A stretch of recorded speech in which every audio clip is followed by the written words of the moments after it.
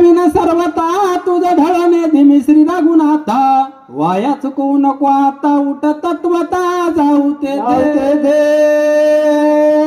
हनुमंत बोलू लागले. कोणाला? भरताला बोलू लागले. काय म्हणून बोलू लागले? म्हणले बाबा तुम्ही रामचंद्र प्रभू आहेत. तुम्ही रामचंद्र पर्वत म्हणले आता रामा तुम्ही घाय भरू नका. आताच्या आता आपण लंकेत जाऊ. मी रावणाला मारील सीता सोडविल.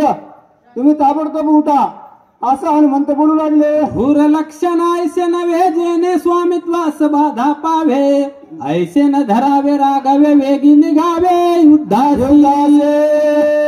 हे रामचंद्र म्हणले असणार सुराचं लक्षण असं नाही. सुराने माघार घेतली नाही पाहिजे. आणि मी सुद्धा शूरवीर आहे. माझा मालक म्हणजे असणार तुम्ही सुद्धा शूरवीर आहेत.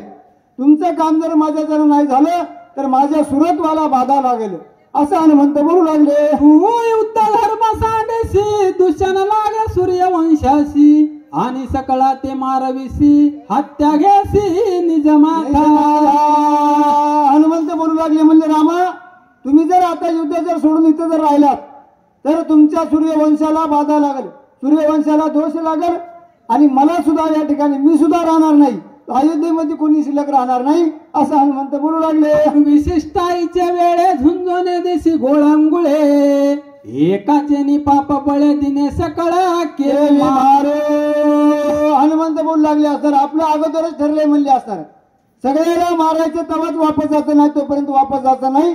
तुम्ही असं उरपाट काम करू नका असं बोलू लागले. ऐसा कृपाळू रघुनाथा न विसंभासी निज भक्ता ते सकळ रणी सांडिता दयाळुता काय झाले सांगू लागले. एखाद्या जरी वांदराला जरासा जरी म्हणजे जखम झाली तर असणार तुम्ही ताबडतोब त्या वांदराकडे धावत जायचे.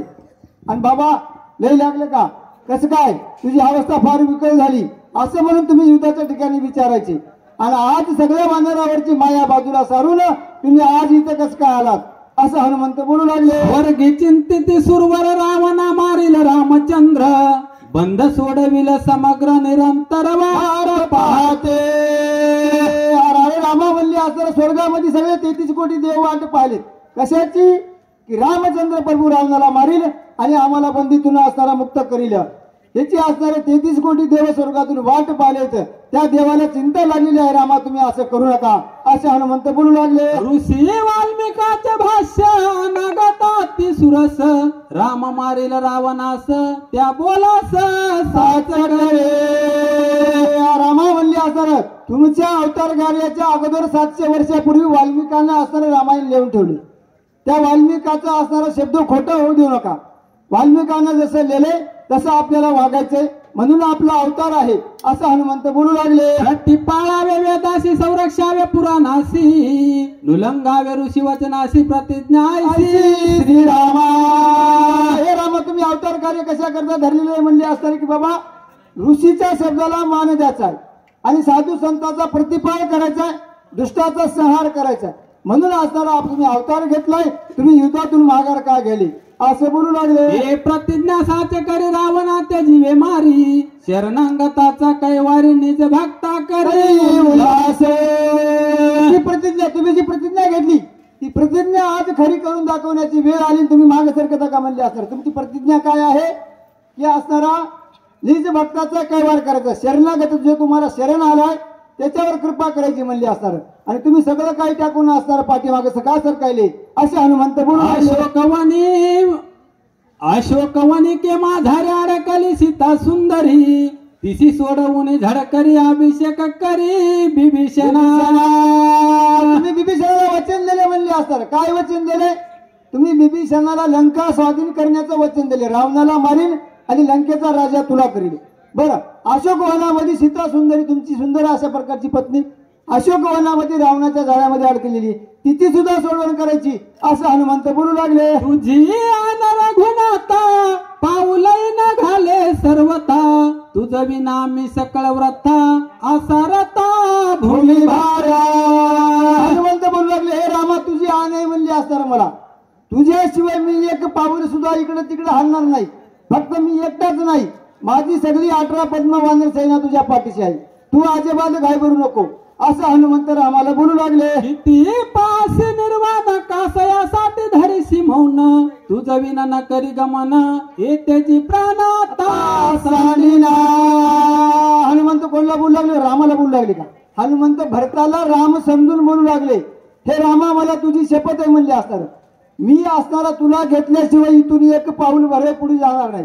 तू जर माझ्यासोबत येत असेल तर मी आत्ताच्या आता लंकेकडे निघतो असं हनुमंत बोलू लागले. नमन तुझ्या पायासी लोटांगण चरणासी बहुता झालो कासाविसी रणी उदासीन वाचता. हे हनुमंत काय बोलू लागले म्हणले असणार, माझं नमन माझी विनंती असणार तुमच्या पायाची, बाबा तुम्ही असणार असं करू नका, युद्ध सोडून असणार तुम्ही इथे थांबू नका. आपल्याला ताबडतोब असणारं काय करायचं, लक्ष्मणाला उठवायचे, सीता मातेची सोडवण करायची, 33 कोटी देवाची असणारी बांधवणी सोडवायची असं हनुमंत बोलू लागले. अश्रू आले डोळी डोळा गात्र कापती चळचळा सर्वांगी श्वेत कल्लोळ चालेला कपी विकळ जाऊ पाहे. हनुमंताच्या दोन्ही डोळ्यातून खळ खळ खळ खळ अशा प्रकारचे अश्रू वाहू लागले आणि असणारं सगळे गात्र विकल म्हणजे असणारं सगळ्या शरीरातून असणाऱ्या हनुमंताचा थरकाप सुटला. हे काय झालं म्हणजे असणारा माझ्या स्वामीला माझ्या गुरुला असं म्हणून हनुमंत चिंतेत पडलेला आहे. ताकपीचे चिन्ह श्रीरामी प्रेम गहन भरत झाला मूर्छा पन्न दे भावाशी जाना विसरला. हे भरत नुसतं असणारं स्तब्ध होऊन असणारं ऐकू लागला, पाहू लागला.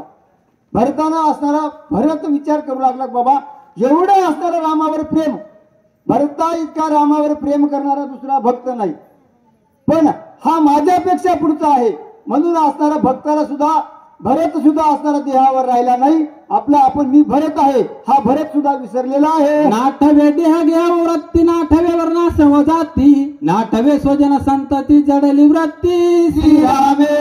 हनुमंत एवढं रामाबद्दल बोलू लागल्यामुळे भरताला काय झालं, आपण भरत आहे, आपण ह्या अयोध्येचे राजा आहेत, सगळं काही म्हणले असणार भरत विसरला, भरत देहावर राहिलेला नाही. नाठवे क्रिया कर्म नाठवे धर्म धर्म नाठवे रूप नाम भरत सप्रेम पडलेला. भरताला आपल्याला काय काम करायचे, आपल्या समोर कोण उभा आहे, कशा करता आले हे जाणून सुद्धा घेण्याची इच्छा राहिली नाही म्हणले असणारा भरत सुद्धा राममय म्हणजे राम असणारा भरत झालेला आहे. हेरीकडे कपिनंदन झाला अति विस्मय पन्न श्रीरामन होवन या कोण मज संपूर्ण लक्षणा. हो पुन्हा हनुमंतराय असणारे विचार करू लागले, हा राम नाही म्हणले असणार, रामाचे लक्षण अशा प्रकारचे नाहीत, दिसायला तर रामच दिसायला आहे पण हा राम नसेल, हा दुसरा कोणीतरी असेल, मला भूल पाडण्याकरता आला असेल हा विचार हनुमंताला येऊ लागला. दिसे श्रीराम द्रश्य देही एकांश उन्हा नाही रूप लावण्य गुण काही उणे नाही श्रीरामा.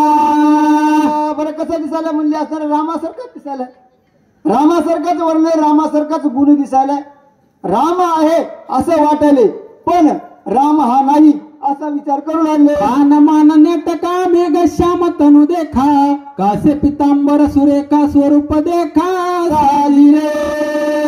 मान मान गुण दोघांचे म्हणले असणार, रामासारखेच असणारे याचे टान मान गुण दिसायले, जसं रामाने पितांबर नेसलेला आहे तसंच ह्याला सुद्धा असणारे पितांबर दिसायले असा हनुमंत विचार करू लागले. विचारी मनात तव भरत झाला सावचित्त घालून लोटांगण त्वरित कपिनाथ विलयला.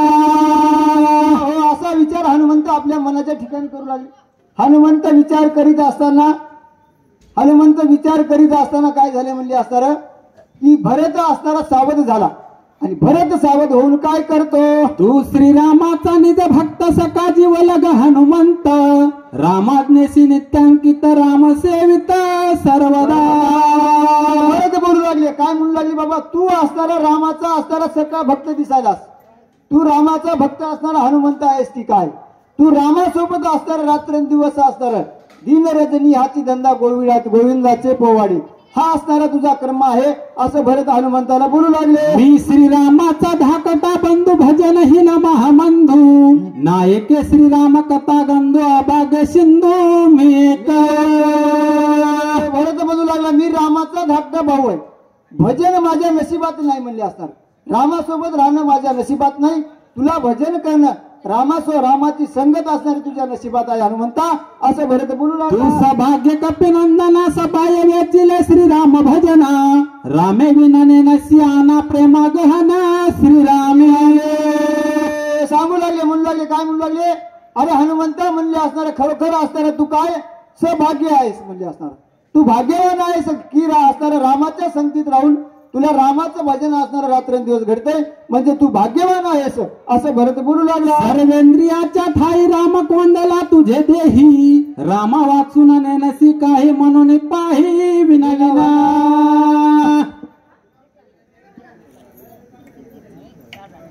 सत्तावीस